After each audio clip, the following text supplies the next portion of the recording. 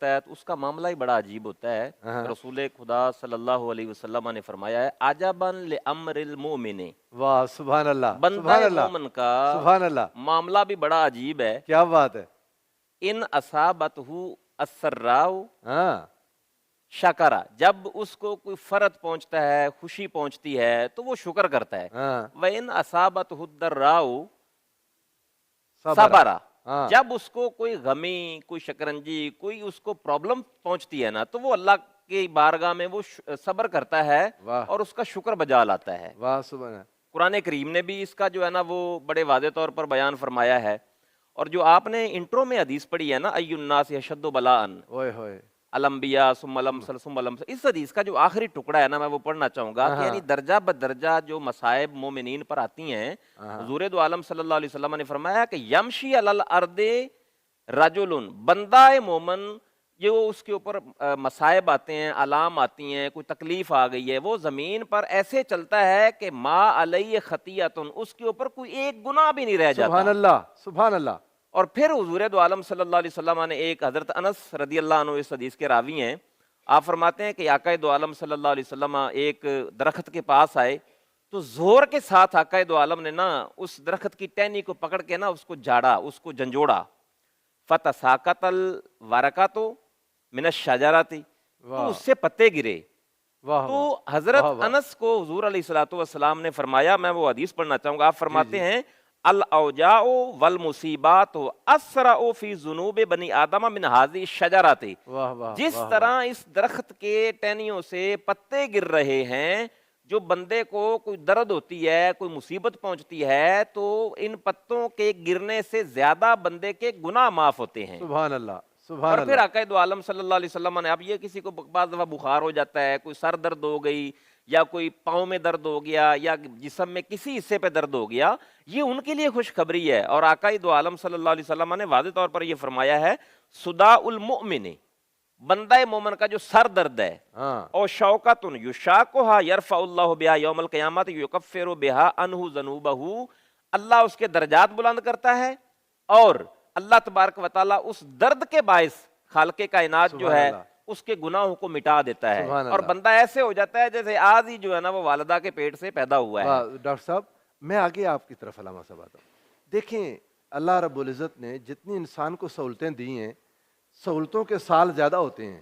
اگر حساب کریں نا ہماری زندگی میں، سال سال میں الحمدللہ ہمارا زیادہ زمانہ سکون میں گزرتا ہے۔ ہم نے تو پتہ نہیں سکون کس چیز کو بنا لیا۔ آقا دو جہاں نے فرمایا من اصبح منکم آمنا فی سربہ، جس شخص نے اپنے گھر قبیلے میں امن کے ساتھ صبح کی، معافن فی جسدہ، اس حال میں کہ جسم میں کوئی بیماری نہیں ہے، صاف سلامت ہے، اندہ قوت یوم ہی، ایک دن کا کھانا اگر اس کے پاس ہے، میرے آقا نے فرمایا فَكَأَنَّمَا حِيزَتْ لَهُ الدُّنْيَا، وہ ایسا شخص ہے جیسے پوری دنیا اس کے لیے سمیٹ دی گئی۔ واہ، ہم پتہ نہیں کیا جمع کیے جا رہے ہیں، بڑے بڑے پیروں کے اکاؤنٹس قادری صاحب کے بلا نے سنائے، کروڑوں میں ڈالرز اکٹھے کیے ہوئے ہیں، کہاں لے کے جائیں گے ان کو؟ اربوں۔ یہ عین ممکن ہے جو غازی صاحب قبلہ کو ہم یاد بھی کرتے ہیں یہاں پہ، کیونکہ آپ موجود نہیں ہے تو ان کا ذکر خیر تو یقینی طور پر ہونا چاہیے۔ آپ فرماتے ہیں کہ لگتا ہے کہ جو ان کا ایک انداز ہے، مخصوص انداز میں آپ فرماتے ہیں کہ لگتا ہے کہ شاید آگے کہیں پہ جو ہے وہ تجوریاں موجود ہیں، یا کفن کے اندر جیب ہوتے ہیں کہ وہاں پر بھی لے کر جانا ہو، یا آگے گیراج بنے ہوئے ہیں کہ وہاں پر یا ان کا خیال ہے کہ قبر میں رشوت چلتی ہوگی، یا تو پوٹلیاں لے کہ کے وہاں جائیں پر گے۔ استغفر اللہ، جی استغفر اللہ العظیم۔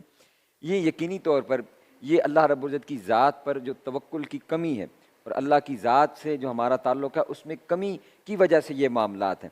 اور در حقیقت کیونکہ ہم دعوے دار تو ہیں کہ اللہ رب العزت کی ذات کے ساتھ ہمارا تعلق ہے، اور ہم اس کے نمائندہ بن کر اور اس کی طرف سے ایک مینیجر بن کر، کہ یعنی لوگوں نے اگر اللہ کی ذات سے تعلق رکھنا ہے تو وہ پہلے ہم تک آئیں، ہمیں راضی کر لیں تو وہ اللہ کو راضی کر لیں گے۔ اور جوڑے جاتے ہیں، کاروبار کیا ہے؟ کاروبار کوئی نہیں، یہ سب سے بڑا کاروبار ہے ہاں ان کا۔ یہی کاروبار بنا ہوا ہے، مریدین آ کے دیتے ہیں، جمع کرتے ہیں تو جھوریاں بھرے جاتے ہیں۔ یہ سب سے بڑا کاروبار ہے ان کا استغفر کہ اللہ۔ وہ، اور عجیب اس میں عجیب تر بات یہ ہے کہ بجائے یہ کہ وہ لوگوں کو اس طرف تعلیم دیں کہ آپ پر اگر کوئی پریشانی ہے، کوئی مصیبت ہے، تو اللہ کی ذات کی طرف رجوع کرو۔ یہ خود ایک آزمائش بن گئی جی، ہم اپنے موضوع کی طرف آتے ہیں، یہ بھی امت پر ایک آزمائش ہے، اللہ پاک اس سے بھی محفوظ رکھے۔ اور ہمارا پروگرام اسی لیے بتاتا ہے کہ اللہ کی طرف رجوع کریں، مصطفیٰ کریم کے بن جائیں، سبحان اللہ صلی اللہ علیہ وسلم۔ میں یہی عرض کر رہا ہوں کہ یہ مصیبت میں آنے، مصیبت میں مبتلا ہونے کی وجہ سے اس کا جو دوسرا پہلو جو میں عرض کر رہا تھا کہ جب آیا تو ہم نے محاسبہ نفس کرنا ہے، کہ جو قرآن نے کہا ہے کہ یہ بہت ساری تمہاری اپنی خطاؤں کی وجہ سے، اور اللہ رب العزت تمہاری پکڑ نہیں کرتا، وَيَعْفُ عَنْ کثیر، ان کو معاف فرما دیتا ہے۔ اور آقا علیہ السلام کی موجودگی کی وجہ سے، حضور کی یہ شان رحمت للعالمین کا فیض اس امت کو ملا ہوا ہے کہ ہم پر وہ پکڑ نہیں ہو رہی کہ وہاں اگر کسی نے ناپ تول میں کمی کی، وہ پوری بستی شعیب علیہ السلام کی پلٹ دی گئی۔ اللہ رب العزت نے ہماری بستیاں تو نہیں پلٹی، لیکن ہمارے اوپر جو دیگر معاملات ہیں جس کا ذکر حدیث مبارکہ کا فرمایا کہ پھر کیا ہے، تمہارے رزق میں تنگی کر دی گئی۔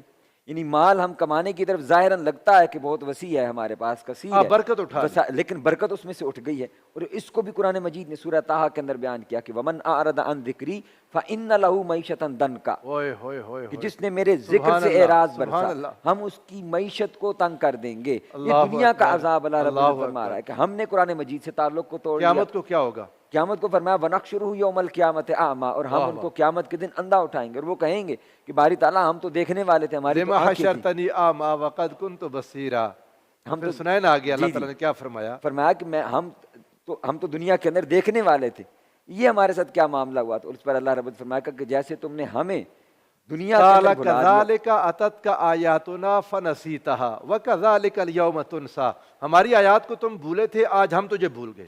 ہم تجھے بھول گئے۔ یہ معاملہ ہے کہ ہم اللہ رب العزت کی ذات سے دور ہو رہے ہیں، اس کے احکامات سے دور ہو رہے ہیں۔ یہ میں نے کہا کہ یہ اس کا پس پردہ جو ایک ظاہری اسباب ہے نا، کہ ہمیں لگتا ہے کہ انوائرمنٹل چینج ہے، اور یہ ہمارے اپنے ہاتھوں سے کیا ہوا ہے، تو اس کے جو پس پردہ اسباب ہیں وہ یہ ہیں کہ ہم اللہ رب العزت کی بارگاہ کی نافرمانی کی طرف کثرت کے ساتھ جا رہے ہیں۔ ہمیں اس پر توجہ کرنے کی ضرورت ہے اس وقت کے اندر۔ اور ہمارے معاشرے کے اندر جو ایک المیہ ہے آپ سب کے لیے، میں اس کو عرض کرنا چاہوں گا کہ ہم اس پر راضی ہو چکے ہیں۔ وائے نادانی متائے کارواں جاتا رہا، کارواں کے دل سے احساس زیاں جاتا رہا۔ یعنی ہم جن چیزوں کی وجہ سے یہ عذاب آ رہے ہیں، سود خوری کثرت کے ساتھ اگر ہمارے معاشرے کے اندر ہو چکی ہے، جھوٹ کثرت کے ساتھ ہو چکا ہے، ملاوٹ، دھوکہ دہی یہ کثرت کے ساتھ ہو چکا ہے، کجا یہ کہ ہم نظر کرتے کہ ہمارے ملک کے اوپر اور پوری بحیثیت قوم اور امت مسلمہ اگر ہم مسائل کے اندر ہیں، مصائب کے اندر ہیں، ہر شخص جو ہے وہ مہنگائی کا رونا رو رہا ہے اور اپنے رزق کی تنگی کا رونا رو رہا ہے، تو کجا یہ کہ ہم اپنے اعمال پر نظر کرتے ہوئے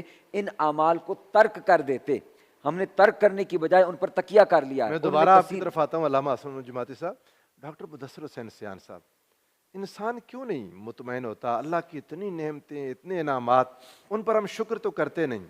مصیبت آ جائے، تھوڑا سا امتحان، اللہ نے اپنے پیاروں سے کتنے امتحانات لیے۔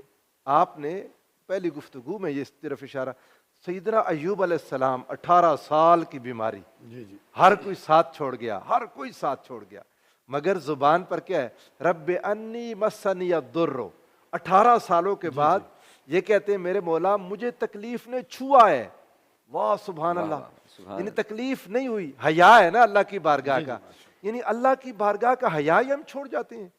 جس نے اتنی نعمتیں دیں، اتنے انعامات کیے، اتنا کرم کیا، اتنی مہربانی کی، وہ تھوڑا سا آزماتا ہے تو ہم اس پر گلے شروع کر دیتے ہیں۔ جی اصل میں نا معاشیات کا ایک اصول ہے کہ جو انسانی زندگی ہے نا، اس میں آپ کی 3 چیزیں ہیں، ضروریات ہیں، حاجات ہیں، اور تعیشات ہیں۔ جی اللہ تعالیٰ نے ہر انسان کے ساتھ رزق کا وعدہ کیا ہوا ہے، ہاں اور انسان کو اللہ رزق دیتا ہے اس کی ضرورت کے مطابق۔ ہاں انسان پریشان یا مصیبتوں کا شکار اس وقت ہوتا ہے جب وہ تعیشات کی طرف دیکھتا ہے، ہاں، اور ان تعیشات کو پورا کرنے کے لیے پھر وہ اخلاقی اصولوں کو پامال کرتا ہے، بے شک، وہ شریعت کے سنہری احکامات کو پاؤں تلے روکتا ہے، اور ان کے پیچھے اتنا بھاگتا ہے کہ اس بھاگ دوڑ میں وہ شاید تعیشات کو تو پالے لیکن دل کے سکون سے محروم ہو چکا ہو، اس کے اپنے رشتہ داروں نیند